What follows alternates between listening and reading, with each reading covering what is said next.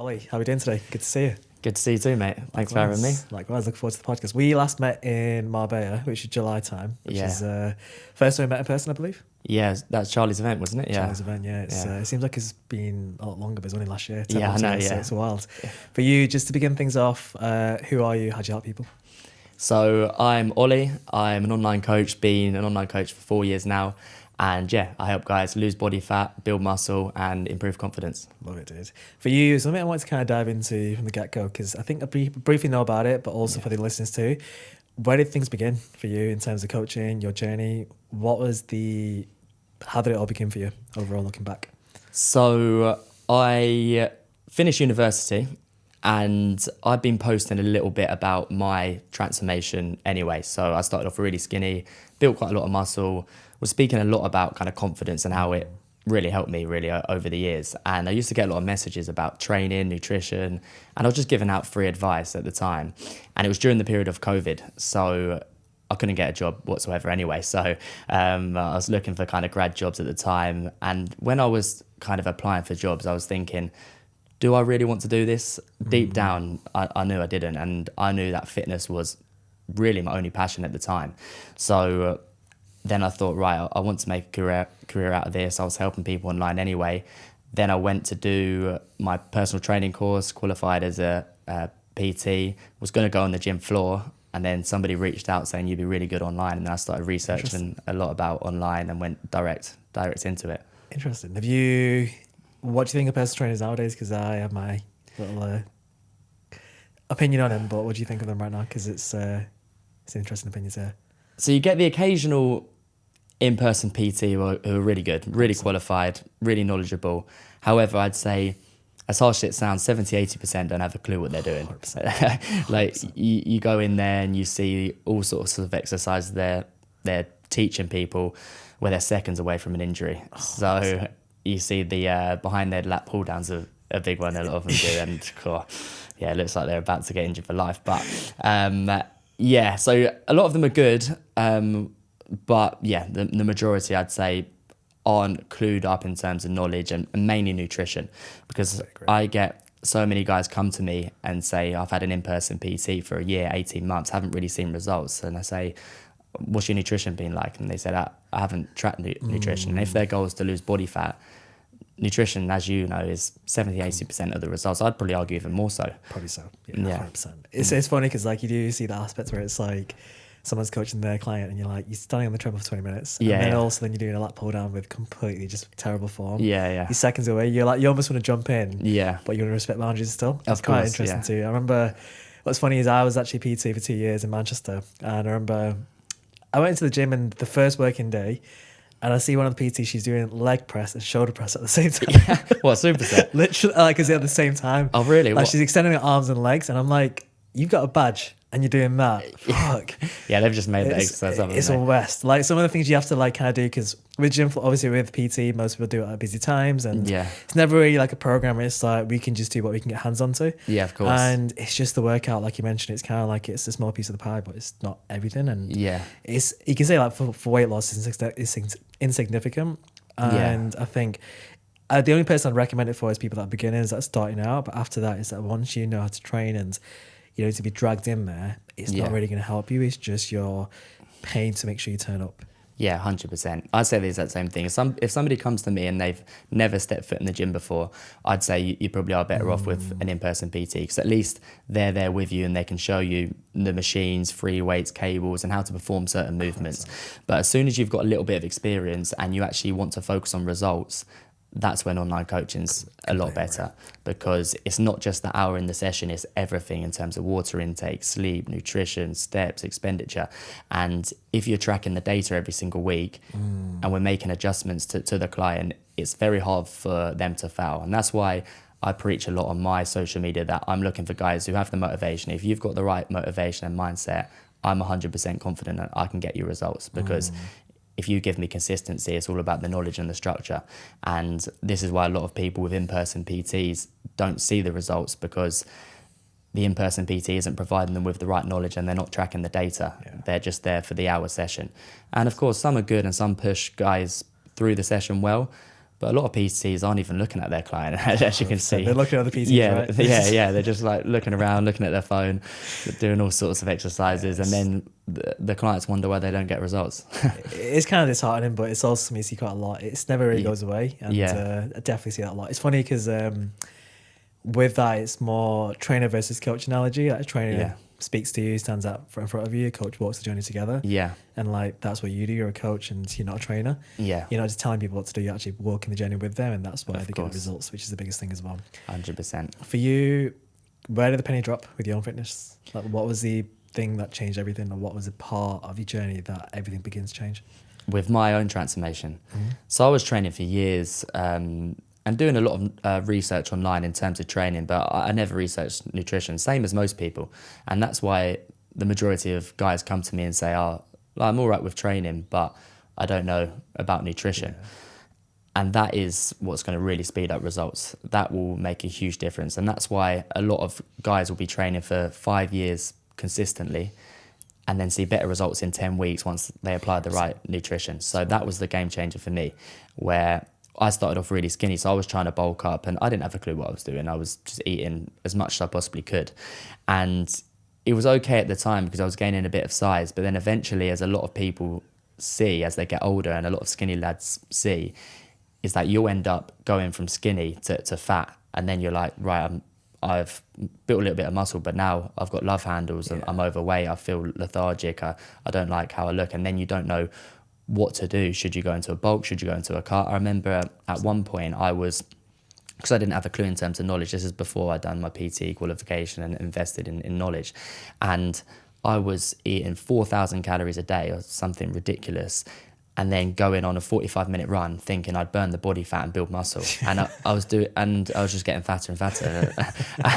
And I was thinking, well, and that's when I was like, right, I need to go out and do the research here. And from then I actually started documenting my journey online, and people would see the visual results and then ask questions. Then it kind of stemmed from there, all kind of fit together at the same time, yeah. I remember I used to do a thing where it's like, the whole calorie deficit equation is like you've got to be in a calorie deficit of 500. So I'm like, cool, I need to calculate how many calories I need to eat. Yeah. Then burn even more than that. Yeah, so actually, generally speaking, I would actually kind of do finish college. Yeah. Go to the leisure centre for the gym. Yeah. But I think it was like 2 hours of cardio, and it was like, is it 2,400 calories? I was like, cool, I'm in a 400 calorie deficit because I'm 2,000. I've got 2,400 calories burned. But then you realise you burn more outside the gym, more outside the cardio. Definitely. But, it's funny looking back as well. What other because you started off skinny as well. Like, I think because nowadays you see a lot of mostly fat loss as well for most guys. Yeah. Was there like mental changes you had to make to overcome that? Because I see a lot of skinny guys that typically what they do, they eat a little bit or eat a little bit more. They pack on body fat, then they'll need to diet again. Yeah. Then they end up back to the same place, and then they do the same thing. It's like a hamster wheel. And they have to kind of like break through the mold. Of course. Did you have the same thing with yourself? How did you break it? Yeah, so it got to a point where I put on too much body fat and I didn't know what to do. But then when I did the research, then I knew I had to go into that cutting phase, because I spent so long thinking that if I go into a cutting phase, I'm going to be skinny again. Yes. And it's what so many people think. And a lot of people say that to me when they jump on calls. They say they'd be ridiculously overweight and say, I need to go into a bulk. And I said, no, you don't. Do not do that. That's the worst thing you possibly do, because I learned from experience myself. So then I realized that you want to be in a slight deficit but still progressing on your lifts the whole way through. That way you can maintain or actually build a little bit of muscle as you're getting leaner, get down to 10, 11% body fat where you're lean defined, and then you've got a blank slate. It's almost like an art, and it's a blank canvas, and you then build from there, and then you can pack on muscle at a faster pace. If you get your calories and your protein, carbs, fats right, you can pack on muscle at a faster pace, maintain that good composition. You can get up to that point of maintenance where you're lean, you're defined, you've got more muscle mass, and then you can stay lean and muscular all year round. Stay lean and just slowly chip away and keep building that muscle. And that's exactly what I did myself. And now I'm in a position where I don't bulk, I don't cut, I maintain all year round. Yeah. I try my best, yeah.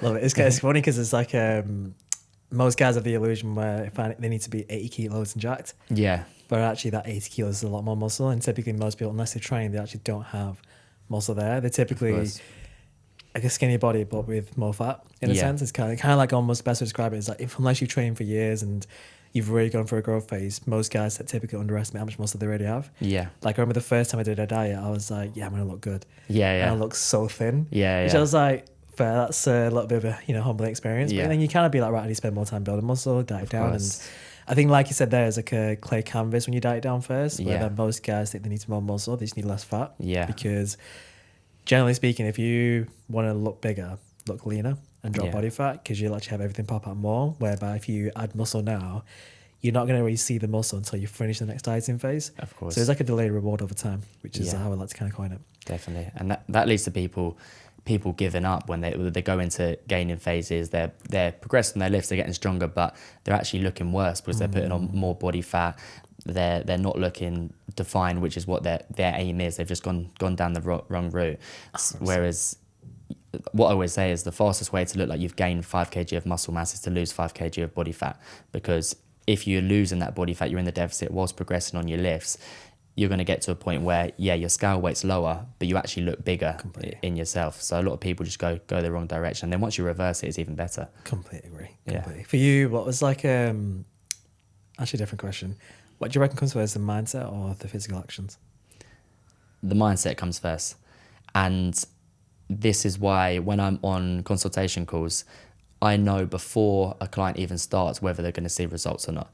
So if somebody comes to me from the initial consultation call and they say, oh, I just can't get myself in the gym, I'm not motivated, I'm lazy, I wake up late, I'm not enjoying life and I need someone to push me into the gym, I'll say to them from the get-go, look, I don't think you're actually in the mindset to do a physique transformation here.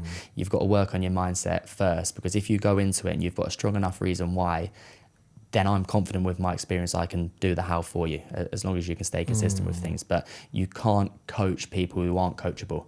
If somebody comes to you and they don't have the mindset and they think you're a magician, you can't really do anything with it. But as soon as someone comes to me and they give me a strong reason to why they want to get themselves to where they want to be, whether maybe they've got a wedding coming up, or they're feeling low in confidence, they can't take their top off abroad, can't really look at themselves in the mirror without feeling down, their mood's down, they say, I really want to make the change, I'll do anything it takes.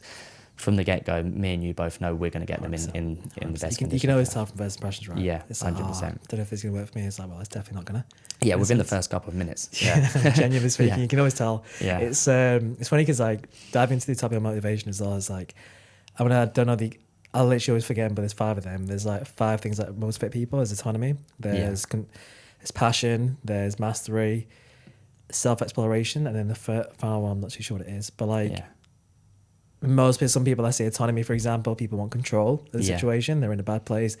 They want control in the chaos in a sense, and that motivates them to get out of it. So let's say that could be a big driver. Yeah. For some people, they're kind of thinking, how good can things get? And that's their driver. Yeah. For you, if someone can't find that spark within themselves, I guess that's a framework. But from your lines, how do you get people to kind of like find what motivates them to start to succeed? I'll delve into their past and why they feel how they feel and how much it would mean to them to achieve that. So I almost get the client, or the prospect at the time, to visualize the end result. So how would you feel in a year's time if you could take your top off when you're abroad, or if you could look at yourself in the mirror and feel great about yourself, if you were more productive and more energized at work and you drove your business further, or whatever their career is, and you might even be better off financially due to being in shape, because as you know, you gain a lot more respect when you are in shape. And I almost get them to visualize what it's going to be like, and then we'll talk about how would it be if in 2 years' time you're in the exact same position, you're still feeling how you are now, or potentially even worse, because as you get older, of course you do put on more body fat, more weight, and then it's a lot harder to come back from. I have a lot of guys come to me with health issues, pre-diabetic or even diabetic, and then you're at a point where you wish you worked on yourself 10 years ago. So 100%. It's kind of like a physio as well. It's like, if you've got lower back pain, get it sorted out today. Otherwise, in 2 years from now, you're going to be crippled. Exactly. It's going to be more expensive as well to do it. It's harder. So definitely a case of that. For you, like kind of diving into like 2 years, like the whole analogy of like, you don't want to be in the same place from 2 years from now. Is that something that motivates you?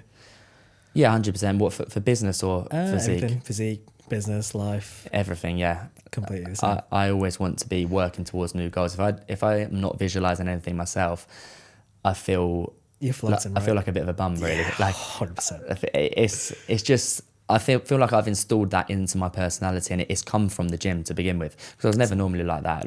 At uni, I'd wake up late, I'd skip lectures, I'd go out drinking for 4 days straight. I was a nightmare.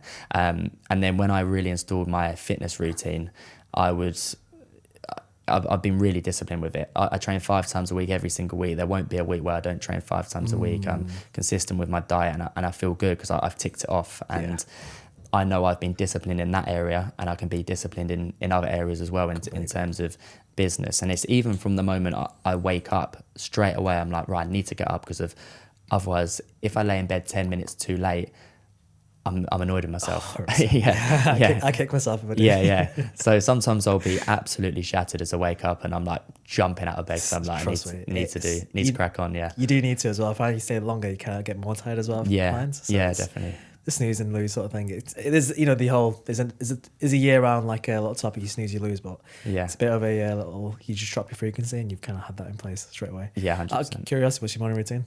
My morning routine, I get up at 7 o'clock. Nice. I would usually get up earlier. Ice bath? No ice bath. I'm not doing any ice bath or meditation now. I'm quite normal. That's before you sleep. There's nothing that's out of the ordinary really with my routine, so I can't say I'm too entertaining. But in the UK, I'd get up early. I'd get up pretty 6 o'clock. But here, because of the time difference, I'm on calls at 10 p.m. Same.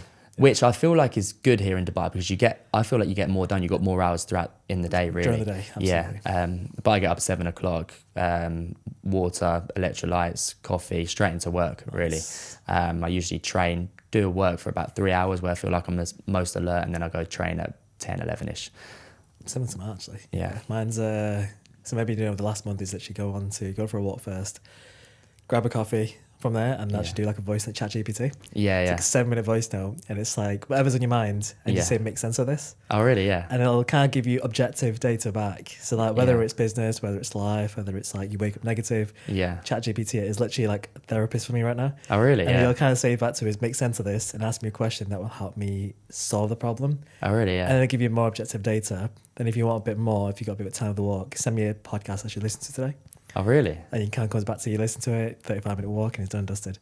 Find that's like a nice little therapeutic routine for me. And then you crack on work 2-3 hours, get to train, come back, another work block, and it's like now the UK is awake. Yeah, of course. And then you can kind of officially start the day. What's interesting with Dubai as well, it's like if you wake up at 7, for some people 7 is good, 6 a.m. is good, 8 a.m. is good. There's no timing, but like you feel like you're ahead, even if you wake up at 8. Yeah. For some reason in the UK, if I wake up at 8, I'm like, shit, the day's going and I'm behind. Over that was 5 a.m. It's perfect. It's a lot more stress-free here, I think. 100%. Yeah, because if I, in the UK, whenever I wake up, even if I wake up at 6 a.m., I'm stressed because I know a lot of my clients are up, and I know I've got loads of messages straight away, whereas 100%. I love getting up, ticking off all of my messages, and then cracking on. So that's what I do actually. I have the coffee and tick off my messages, and then I'm into check-ins or what other work I need to do for the day. Do you know when people say like don't check your phone in the morning? What do you think of that? I check it as soon as I wake up. As soon as I open my eyes, I'm like, what's happened? Yeah. I can't even when your vision's blurry when you wake up, I'm like reading messages. But no, I sometimes text someone and I'm like, did I text at 6 a.m.? Because I look back and I'm like, oh yeah, I was awake, and I'm like, actually sometimes I don't remember if I wake up at I wake up at 7, but sometimes I wake up in the middle of the night, text, and then I'm like, is that me? I just text myself somewhere in sleep. Yeah. Lucky you said the good thing, not a bad thing. Yeah, it's funny. That's the effect of owning your own business, though, because so many people. I see podcasts all the time where people say you should put your phone down at 10 p.m, have an hour to yourself. I couldn't physically do that. I couldn't put my phone there because I look at it like I'm at a point now where I can't even watch a film anymore or watch any TV. Unless it's cinemas, right? Huh? Unless it's cinemas. Yeah. But even then, I don't think I'd be able to. I'll watch a series for probably 3 minutes, and within 3 minutes, I'm on my phone and I'll just turn it off. Legit. I gave it a go. Yeah. That's funny because I can't watch anything on my laptop. It has to be on the big screen on like cinemas, for example, because I can't have the phone on. Yeah. I'm literally the exact same. I'll end up clicking another tab, listening to it. I should be watching it, and then like, what happened? I have to go watch it all over again. Of course. It's funny you said that, actually. So yours is mostly like wake up, kind of like obviously client work. Yeah. Then you do some work and then get some electrolytes and then. So I'll wake up, tick off the messages whilst having a coffee. Well, water and electrolytes first, then coffee. Then I'm into client work. Do client work until I go to the gym. Come back to the gym, and then it's more so kind of working on the business really from all afternoon. Usually have a lot of consultation calls, onboarding a lot of people, and just focusing on how I can grow the business further as well. Because a lot of people, all they see is us as coaches. They don't realise the amount of work that goes in the back end in terms of growing the business and the stresses of it really. Completely. Yeah. I think business is also key in personal development as well. Generally speaking, I think a lot of times it's like you'll only grow as far as you grow, and there's like an upper ceiling. And you see that a lot as well. Like everyone can do it, but only if they become the person that can. Yeah. Because something like this can actually transfer to fitness. And some people think that you have to, like, you may not have what it takes to get to an outcome, but as in you can't grow and become that person. So it's definitely a case of that as well. Of course. For you, what was like, what's the 3 things you can't live without? The gym. God, so I questioned that. I never thought about it. The gym straight away. Yeah. The gym is definitely one. If I didn't go to the gym, 100%, bro. Even if I wasn't in this business of being an online coach, obviously it wouldn't be ideal if I wasn't going to the gym as an online coach. But even if I was in other business, the gym would really, really affect my business. If I don't go to the gym and do some form of exercise, I can't function as well as I could if I was if I had trained. 100%. And even when I train straight afterwards, I'm so much more alert, whereas I'd probably get more done within an hour than what I would in 3 hours if I hadn't hit the gym. And that's so important for me. So the gym would be one. The sun. It has to be the sun. The sun. That's one of the reasons why I've moved here. And I lived in Marbella for the last 3 summers actually. So when I first started the coaching, before I'd had any real income or grown the business at all, I had next to no money to my name. I moved out to Marbella for the summer with my mates Scott and Max. I think you know Scott. And I just took the risk to do so because I knew that I needed to get out of my environment in my hometown in order to learn. And these were 2 coaches at the time, and they were basically trying to do the similar thing to me. And I knew if we were all in the same environment, we'd learn from each other. And from that summer, that really grew my business. I met a lot of coaches out in Marbella, took little tips from them. And sorry, I've gone on a tangent here. It was about the sun. Yeah, The sun, cool. But yeah, so I moved to Marbella to grow the business, but the sun really helps you in terms of mood, in terms of energy, everything. If I wake up in the UK and I go onto my laptop and be like, it's cold. It's cold. On the table. Yeah. Whereas here, even if I go to coffee shops, I'll work a lot harder and a lot quicker, basically, just because of the sun and how I feel myself. So that's 2: gym, the sun, and friends and family, I guess. Yeah, 100%. People say something nice. Yeah, just because they're watching. No, but number 4 is no, but honestly, friends and family, like you need that support, and you need downtime as well. And although I could lock in really for 6 months and not speak to a single person if I wanted to, because I've built that discipline myself.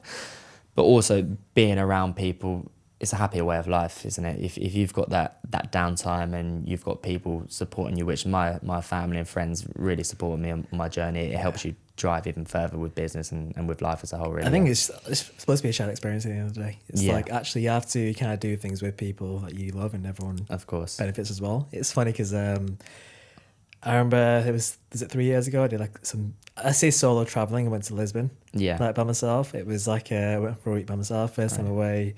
Yeah. Very quick decision. Went there. I was like, I'm just in a different place. Yeah. There's nothing really different. But where we have people around you, yeah, even if you're not with them, it's quite a good experience to have. It's like, let's say you go see the Eiffel Tower. You're like, oh, that's cool. But when you're with people, it's a different experience too. Of course. So I think you definitely need people in your corner. And too many people go by themselves because they want to be like, I think there's always a dichotomy. If you spend so much time with people, you need time by yourself. You spend time by yourself too much, you need people. Yeah. So you kind of need to like do the opposite of like the yin to the yang sort of thing. You have to do the opposite of what you're doing. But definitely think having that boardroom is extremely important too. Yeah, you need the right balance because you can't just be by yourself, because you're wasting your life, really. What I do is I live by myself, which I love, because it means I can just work when I'm by myself. I've got no one chewing my ear off, and I can just get on with work. And then when I want a bit of downtime, which I usually do on every Saturday, I usually have Saturday completely off, no calls, respond to messages, but nothing that's going to really hurt my brain, basically, for the day on the Saturday. Like my mind used to, Yeah, so I'll go to a beach club, go chill, go out with my mates, maybe have a few drinks sometimes, and then Sunday to Friday, that's when I'm really working, and it works quite well. That's class. Yeah, that's class. Course. For you, let's say, this would be a good question to hear. Let's say you're in a room, you're not in the room, people are speaking about you. Yeah. How do you want to be spoken about? Like, what do you want people to say when you're not there to describe who you are? I'd say, I'd like to think that people like my company, and that's from two perspectives, in terms of a social side of things, and also in terms of knowledge and inspiration, really, because we've both kind of built our businesses from scratch, and you've got to put in a lot of work, and you've got to do a lot of research and so on. So I'd hope to think I do inspire other people, even friends and people that know me. But then also I've got two real sides of me where I can just switch out, where I'm really business, I'm really disciplined, gym, everything, but then I can go partying as well, because I've done that in the past, which is something I had to really switch out of when I went into business, because business became more important and my clients became more important than going out drinking. That's why I don't really do it that often. But if I do go out drinking, it's all or nothing, really. So I'd like to think my friends would think I'm quite entertaining as well. That's class, life of the party. yeah. But when I do go out, even though it's once in a blue moon, but I'd say hopefully inspirational, hopefully fun, and hopefully they'd basically say that I'm a nice person to be around. Really, I don't badmouth anyone. I feel like I'm just in my zone, and I want other people to do well. And you've probably noticed that whilst being here, all coaches who are doing really well, they never badmouth anyone else. They want everyone else to win, and I feel like as you develop as a person, that's how you are. I'm sure when I was younger, I probably badmouth people all the time, but as you get older, you don't want anyone to fail. You want everyone to come up with you. 100%. Yeah. It's scarcity mindset, right? You can think, I can't have it if they do, or they can't have it if I do. Yeah, of course. Sort of thing. It's funny you said that. I've never actually noticed myself, obviously not bad mouthing people. I think I'm almost like, I remember, don't know where I heard about like seeing good in other people. Yeah. Like, there's loads of negatives. Everyone's gonna have negatives. Of but course. You see the good. It's like, actually, that's pretty fucking cool. Yeah. And even like nowadays as well, people are. I actually love to hear your thoughts on this, but you know how like people have a social stigma when someone's overweight. Yeah. They are a certain way. Yeah. I'm trying to oversee that as well a lot. I get the whole aspects of like, you know, if someone's in shape, it shows certain character developments that you can only develop, or you can most develop through fitness. Yeah. But at the same time, I feel like nowadays, like there's a little bit of, I wouldn't say shame, I need to position it right, but almost like people feel like there's a stigma if you're overweight, you are this type of person. Yeah. What's your thoughts on that whole stigma that's going on right now? I think that so many people on social media try and be controversial, so that's what they're trying to do. They're trying to pull views to badmouth people who are overweight, where it depends what the situation is. If somebody is overweight and they're openly honest and they say, look, I'm overweight because I've got no motivation, I don't want to go to the gym, I don't want to do this, I'm lazy, I don't like my job, and they're not doing anything about it, that's when you can start saying, you've got to sort yourself out here, and that's when you can have a stigma about it. Whereas what a lot of people don't think about is some people face health issues or disabilities or certain situations where they can't physically get themselves in shape. Of course, they can probably improve their shape, but they can't get themselves to where they want to be, and that is a possibility. So that's why you've got to be careful when you start fat shaming people before you know their history. 100%. However, if somebody is out of shape and they are really down, their mood is really down, and you can tell they're lazy and they don't try and pursue anything, that's when you can have a little bit of fat shaming. 100%. I think you got to be cruel to be kind, right? Yeah, of course, yeah. Definitely need it. It's like, this is the best for you. We both know it. Of course.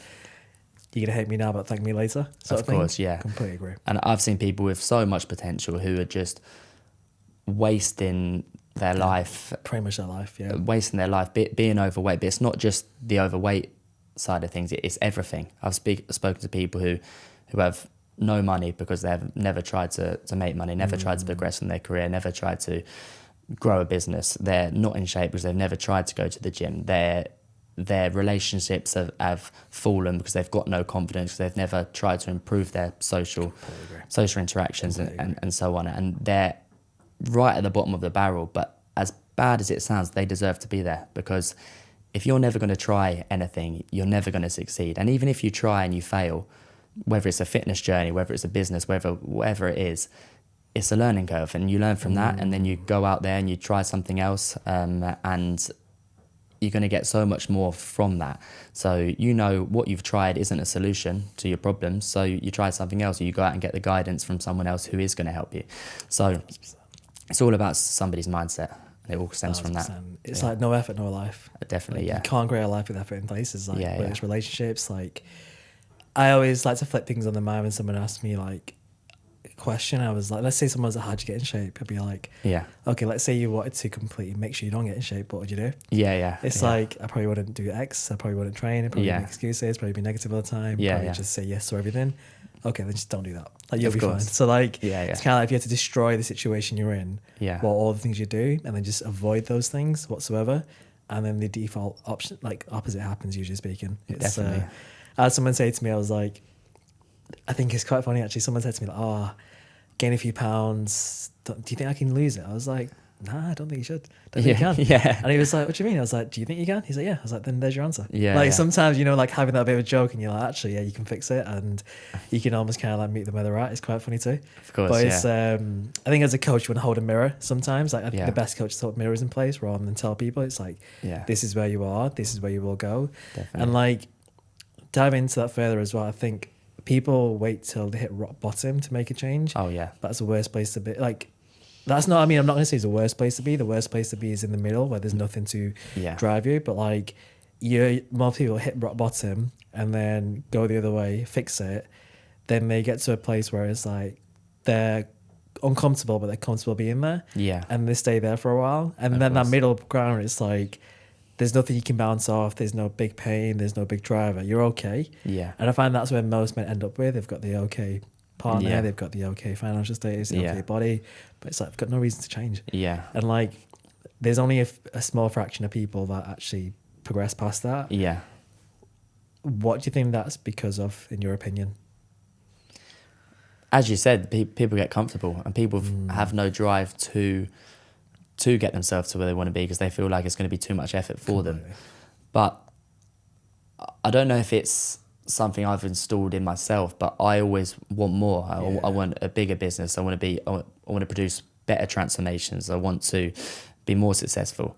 And it almost irritates me, and I'm sure it irritates you, is seeing someone be so average and not want to just cruise past life. But how can you go through life doing that? Same year and repeat. Yeah, definitely. And it's because people have a bit of an ego to go out and ask other people for advice. Good. So people will happily stay average their whole life rather than go and invest in us as coaches who are going to really help you. And I had that a little bit myself, where I had a bit of an ego before I invested in a business mentor, because I've had a couple of business mentors now. And I was like, I don't want to invest this amount of money in a business mentor when I could find it out myself. But realistically, I can't find it out myself, and it would take me 10, 15, 20 years. Whereas if I go and invest in a business mentor who has spent his whole life going to other business mentors and getting as much knowledge as possible, it's going to grow my business further. And I went and did that, and it grew my business 3-4x. And it's the same with coaching. If you're going to the gym consistently for 5 years, 10 years, and you're not seeing the results you want, you're in a position where you need to go to a coach who has spent I've spent the last 5 years investing in courses, doing as much research as possible where I can give somebody the information. As long as you've got the right mindset, and that's why we speak about mindset so much, as long as you've got the right mindset, you're going to see 100%. The results which you've been trying for so long. It will change your confidence, it will change your life, you'll be a better human being, and your mood and your happiness will increase. Happiness is the overall goal, right? And that's where people go wrong, because if you invested in a coach, you could see better results in 6 months than what you have in the last 10 years. Completely agree. I think the biggest thing to add on to that as well is like, you either pay with time or money, but like not time as in you can do it quicker, but also like, let's say you're in your early 20s or your mid 20s and you're out of shape and you're going to wait until you're 30. So you can try 5 years by yourself. You've wasted those 5 years and then you're never going to get back. And that's probably the most expensive thing. So like, imagine you spend your entire 20s figuring this out, where you hate the way you look, hate the way you feel. You keep testing, you keep kind of almost like saving dollars as opposed to like reinvesting into yourself. And you're in that spot now where it's, I'll figure it out by myself. You waste your entire 20s, which you'll never even get back. And then it's like, right, that was probably the most expensive thing that you completely gave away for X amount of income that you can invest into yourself. Definitely. As well. I'd even think beyond that as well, like most people often think, one, is going to take too much effort, but two, they almost don't see the benefit of it being changed, if that makes sense. They're like, well, I'm happy as here. And I think for me personally, I'd hate that. Like I actually get completely anxious if I'm doing the same thing a year from now.